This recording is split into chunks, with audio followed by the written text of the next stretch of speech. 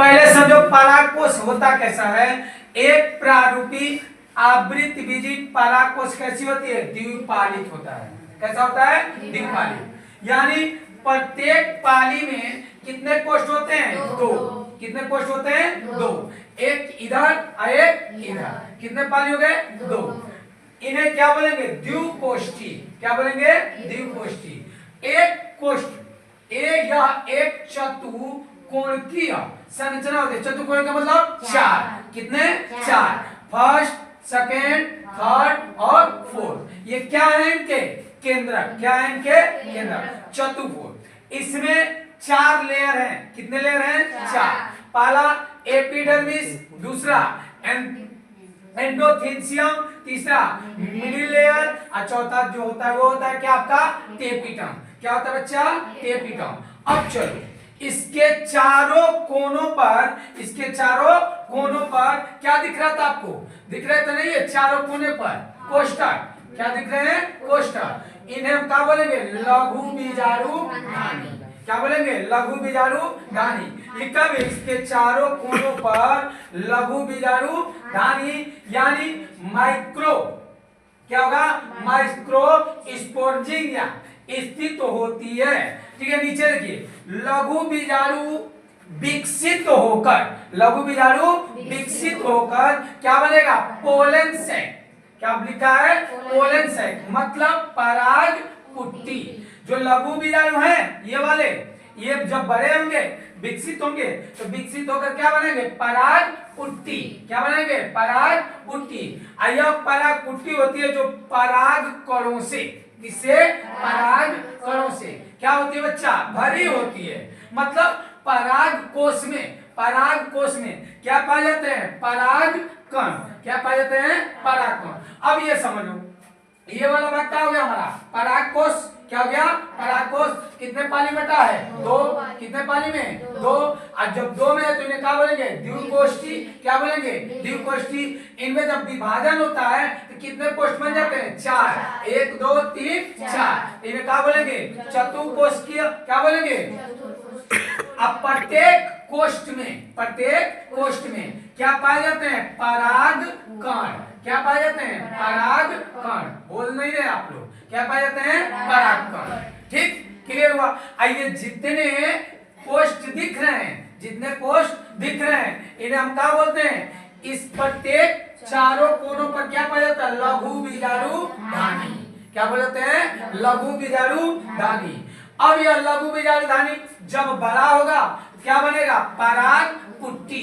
क्या बनेगा बच्चा? पराग पुट्टी यानी पोलन सेक्स। क्या बोलेंगे? Pollen sacs. अब चलिए लघु बीजाणु धानी की आंतरिक संरचना। अब कह रहे कि ये तो बाहर थे, अब चले थोड़ा सा अंदर पढ़ लेते हैं हम लोग कि कैसी संरचना होती है। जो पहला है परागकोश की भित्ति बाहर से अंदर। बाहर से कहां आएंगे हम लोग? अंदर। जो पहला होता है वो होता है एपिडर्मिस। क्या होता है बच्चा? एपिडर्मिस। एपिडर्मिस का मतलब होता है बाह्य त्वचा। क्या होता है बाबू? बाह्य त्वचा। ठीक है, यानी देखो एपिडर्मिस यानी बाह्य त्वचा ये सबसे कैसी होती है? बाहरी परत होती है। क्या होती है बच्चा? बाहरी परत। यह पुष्प की क्या करता है? संरक्षी। क्या करता है? संरक्षी या परत होती है। मतलब ये बाहर की बहुत बढ़िया क्या बाबू? परत होती है जो इसका क्या करती है? संरक्षण यानी सुरक्षा करती है।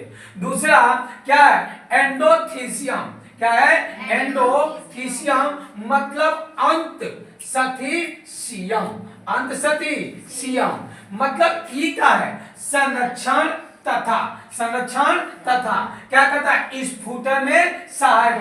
जब लघु बीजाणु धानी जो बना था वो फटेगा, वो क्या होगा? फटेगा। तो उसमें भी सहायक कौन होगा? अंत सथी सीयम। अब आ जाते हैं मिडिल लेयर। कौन आते हैं बाबू? Middle layer. अब देखो ये वाला भाग आपका दिख रहा है ना, ये वाला, ये किसको बोलते हैं? का मिडिल लेयर। लिखा हुआ है ना, क्लियर है ना? क्या होता है मिडिल लेयर? मिडिल लेयर का मतलब होता है क्या बच्चा? मध्य परत। क्या होता है? मध्य परत। यानी इसमें कितनी परत पाई जाएंगी? दो या तीन गिन लीजिए। अब ये वाला तो फर्स्ट हो गया, एपिडर्मिस हो गया ना, ठीक। दूसरा ये वाला है मिडिल पीस, ठीक है। एन सदृश्यम तीसरा क्या होगा, मिडिल पीस, यानी 1 2 3। कितने लेयर है इसमें, 3। आइए अभी जब पराकस जब स्फुटन होगा उसमें क्या करेगा, ये सहायता करेगा। अब जो लास्ट आता है वो होता है टेपिटम। क्या होता है बाबू, टेपिटम। ये सबसे अंतिम परत होती है, सबसे अंतिम परत, यानी टेपिटम सेल, टेपिटम सेल। अब लिखा है देखिए, टेपिटम है क्या, ये बहुत इंपॉर्टेंट क्वेश्चन है, अगले साल बोर्ड में पूछा था। टेपिटम क्या है, सबसे आंतरिक परत, सबसे विकासशील पराग कणों को, किसको, पराग, जो विकासशील पराग कण हुआ था ना इसमें जो पाए गए थे छोटे छोटे, जब वो बढ़ जाएंगे तो उनको क्या देंगे, ये पोषण। क्या देंगे, पोषण। सबसे इंपॉर्टेंट बात इसकी है, ये क्या देना, पोषण।